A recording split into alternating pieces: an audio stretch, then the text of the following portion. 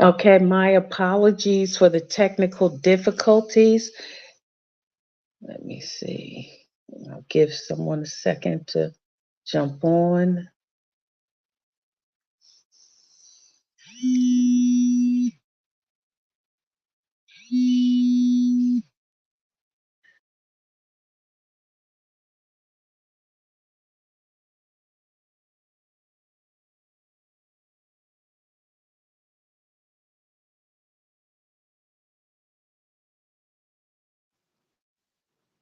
Apologies for the technical issues.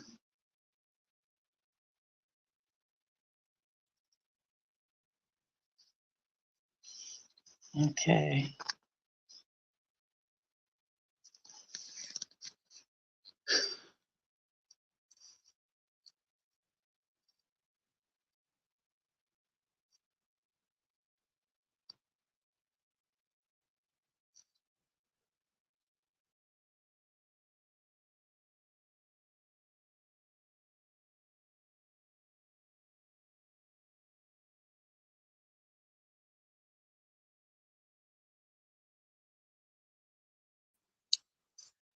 Okay.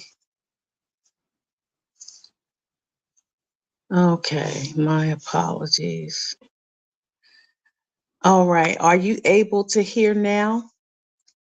Someone let me know.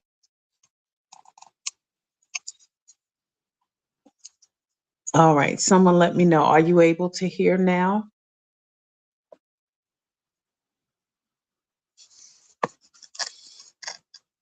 Okay. You're able to hear now? All right. I'm so sorry. I don't know what was going on with that situation, but my apologies. Thank you for hanging in there with me. We were talking about Numbers, the fifth and sixth chapter. And I'm gonna do an expedited version because I don't want to keep you on here too long. But thank you so much for your patience. I appreciate your time. We were talking about the book of Numbers. We know that this book dealt with a lot of rules and regulations. And I was saying that the reason God had them doing, I'm sorry, the laptop was giving me issues. So now I'm trying to do this on my phone. And you all know it's a little harder to do this on your phone. So I'm going to hold this and my notes. All right, this is what we're going to do. I'm going to hold this here. Look at my notes.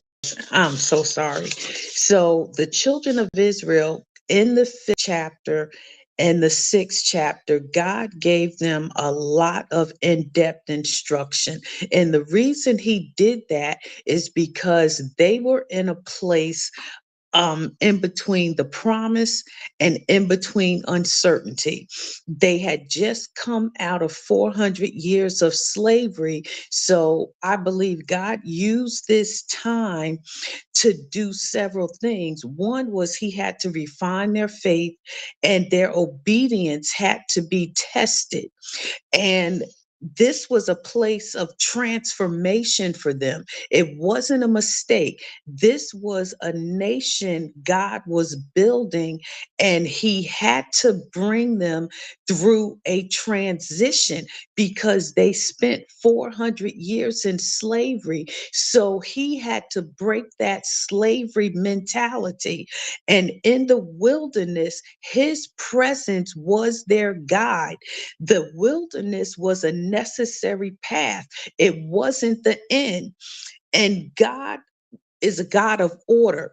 So he gave them some what's called purity laws. So in the fifth chapter, the first verse through the fourth verse, God gives them orders of purification to remove any diseased person or any person found in sin from the camp until the issue was resolved.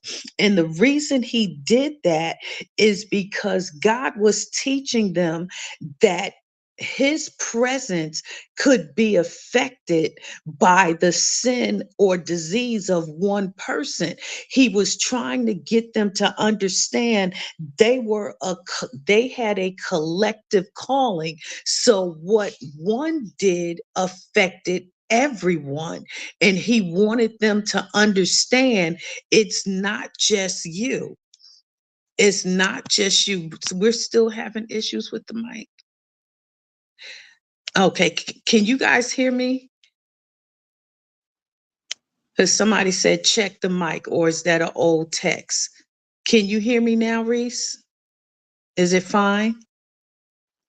Okay, what is this?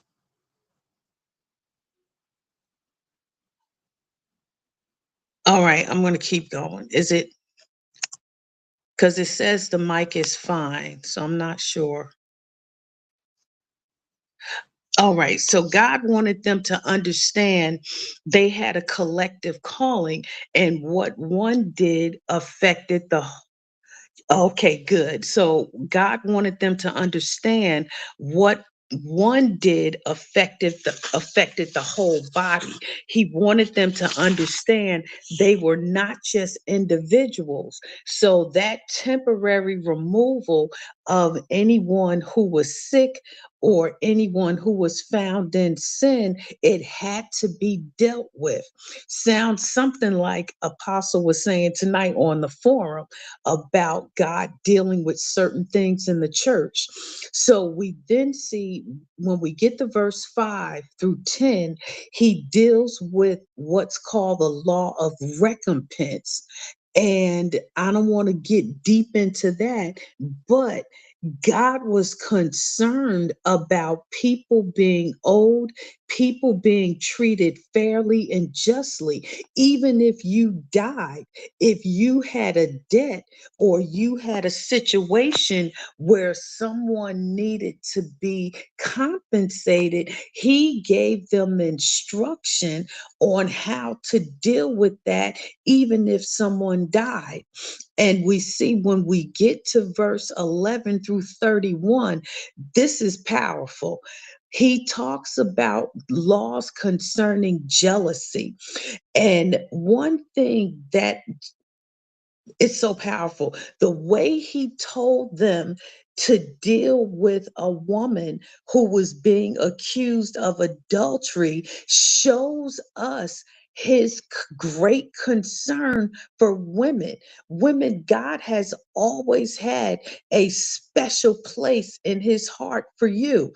At that time, women had no power, they had no authority, and they were frequently subject to rumors and accusations. Well, in verses 11 through 31, God gives them a lengthy procedure how to deal with any woman who is accused of adultery. And then he made sure that he was the one who made the final decision. And that is an example of his concern for women being treated fairly and justly. And when we get to the 6th chapter, we see the law of the Nazarite. In the Nazarite, we remember, or if you don't know, we have some examples. The Nazarite took a vow to separate themselves even on an order that was higher than the ordinary priest. It was a vow of separation and commitment, a holy devotion to God. Several examples of that was Samson, I also Samuel, John the Baptist. All three of them had different versions of the Nazarite vow. And it is a principle of consecration that we are even participating in now. We have a consecration challenge going on, and this started back in the wilderness in the book of Numbers, God put a principle of consecration in place because he wanted his people to understand moments of focused devotion. And he wanted them to understand that his presence was so precious and it should be guarded. So everyone needed to make sure they were collectively in sync. Even as most churches in the beginning of the year, I don't know any churches that don't do some form of a fast or a consecration.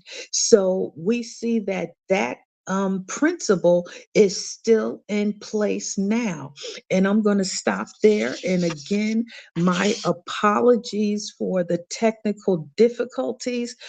I will make sure this does not happen again on my watch.